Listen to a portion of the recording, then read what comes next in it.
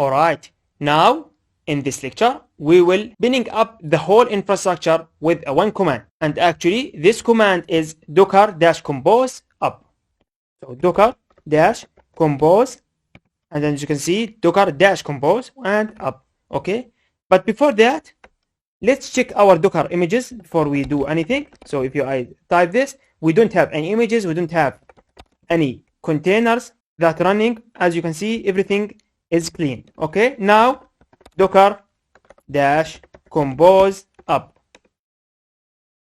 Yeah, you can see that actually I put port. Well, actually it's not port, it's ports. Sorry about this, but anyway, well, actually it's good we saw that in practice.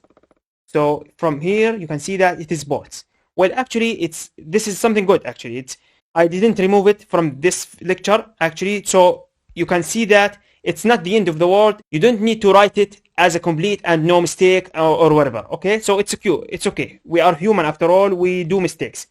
So even if you write your file and with mistakes and you run anything you want, it will give you the logs, it will give you the warnings, why it is failed, and so on. All right, now again we edit it and let's docker compose again. You can see that it has been working and running. So this is the first step, as you can see, 1 of 10 from this Python and 3.7 Alpine. It will start downloading the image. Let's wait until it is complete.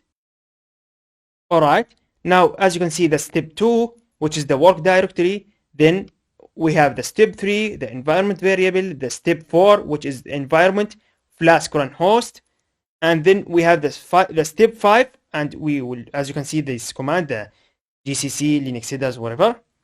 Well, actually, you may ask me where I did get these actually from. Well, actually, I didn't came up with these.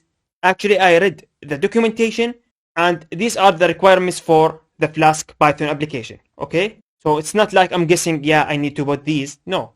By the way, I will provide you with the Docker Compose file as well. Okay, you can see it as a downloadable file or a downloadable content. Okay, so you can either write it down step by step, and actually I recommend you to do that, or you can just copy and paste it and run it to see what will give you the result. Okay, but again, make sure you have the Docker and the Docker Compose installed on your Docker host or your local system, either way. All right, you can see that it has been installed. Now we have on the step 6, which is copy in requirement, the step 7, run the pip install.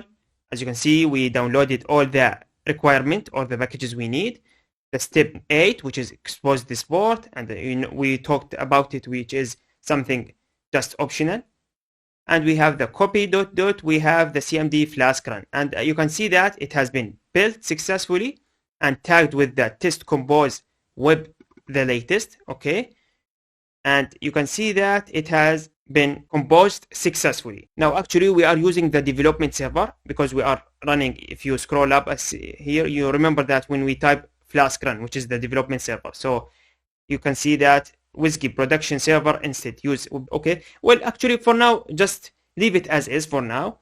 You can see that we are running this from anywhere on the port 80. So if I open my browser here and I typed 127.0.0.1 on the port 5000, okay, or localhost on the port 5000, and you can see that we have this. You can see, yeah, you can see that hello world I have seen 1 times.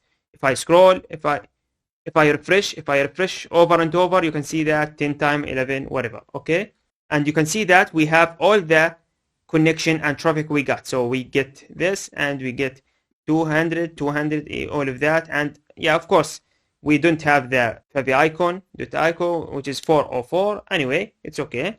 So if I open another tab and if I type docker ps, you can see that we have 2 containers. The first one, which is the Redis, and it has this command, docker entry point, whatever. Okay, and in port 6379. All right. And we have the other container, which is based on the test compose web and the one we built, and the command is the Flask run we saw. Okay, and you can see the port, it is running on from anywhere, which is on this external host on port 5000, and it will be mapping to the internal container, which is on port 5000. All right, now so far so good. Now actually, how can I kill this or drop it? Well, by typing Control C, obviously. Let's wait a little bit, and you can see it has been stopped completely. So if again, yeah, the same tab, which is Docker BS, you can see we don't have any containers running. Okay, now let's check the Docker images. You can see that we have the first one, which is test compose web with the latest tag, and this is one. And we have the Python, and the tag is 3.7 Alpine, and we have the Redis, and the tag is Alpine. All right. Now, if I go to the browser and refresh it, you can see that now we have the connection refused problem. Okay, which means that we dropped or we killed the container using the Control C command. All right. Okay. Now, in the next lecture, we will start learning more features and more options we have. Okay, I will see you there.